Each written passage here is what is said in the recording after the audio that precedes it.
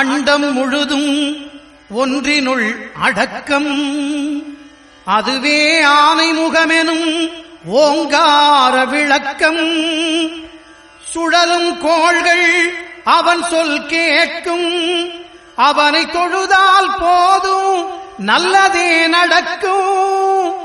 ஆனைமுகனை தொழுதால் நவக்கிரகங்களும் மகிழும்.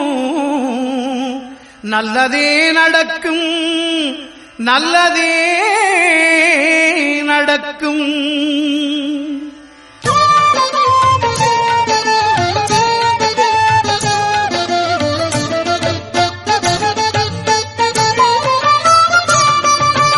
ஒன்பது கோளும் ஒன்றாய் காண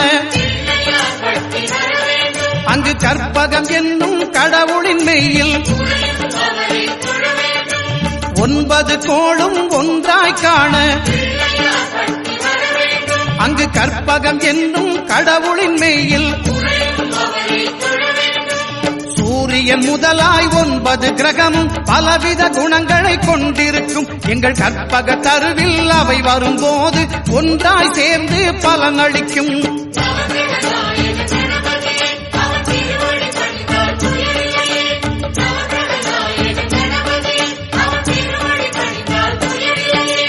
ஒன்பது கோளும் ஒன்றாய் காண அங்கு கற்பகம் என்னும் கடவுளின் மெய்யில்.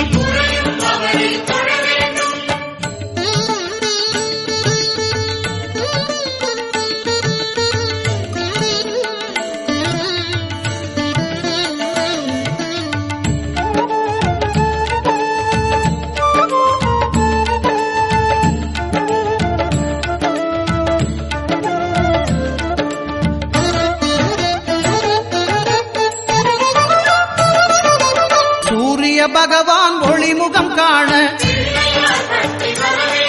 அங்கு கற்பக தருவின் நெற்றியில் மலரும். சூரிய பகவான் ஒளிமுகம் காண அங்கு கற்பக தருவின் நெற்றியில் மலரும்.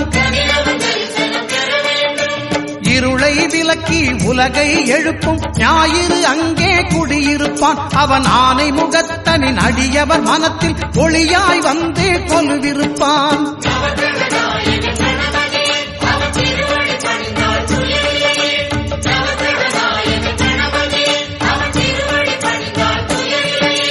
ஒன்பது கோளும் ஒன்றாய் காண அங்கு கற்பகம் என்னும் கடவுளின் மெய்யில்.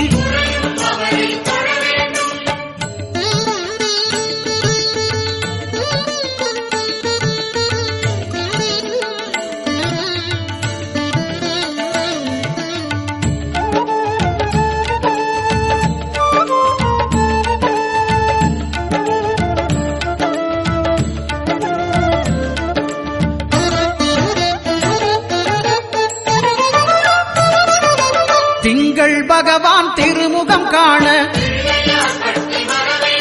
அங்கு கற்பக பெருமான் தொப்புள் குழியில். திங்கள் பகவான் திருமுகம் காண அங்கு கற்பக பெருமான் தொப்புள் குழியில். பார்க்கடல் பிறந்த சந்திர பகவான் கணபதி வயிற்றில் நிறைந்திருப்பான். எங்கள் கற்பகத்தானை கண்டவர் தமக்கு தீரா பிணிகளை தீர்த்து வைப்பான்.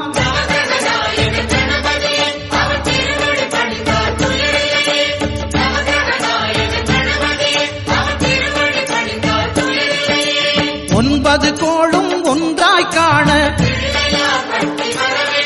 அங்கு கற்பகம் என்னும் கடவுளின் மெய்யில்.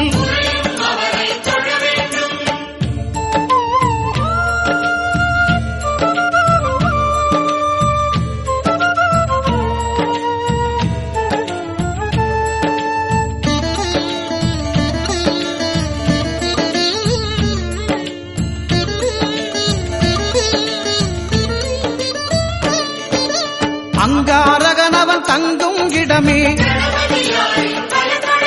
அவன் பொங்கும் முகத்தை காணுதல் வேண்டின். அங்காரகனவன் தங்கும் இடமே அவன் பொங்கும் முகத்தை காணுதல் வேண்டின்.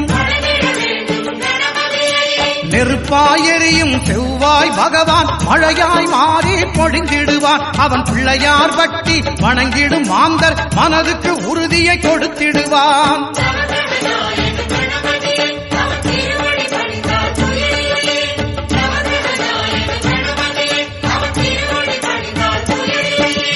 ஒன்பது கோளும் ஒன்றாய் காண அங்கு கற்பகம் என்னும் கடவுளின் மெய்யில்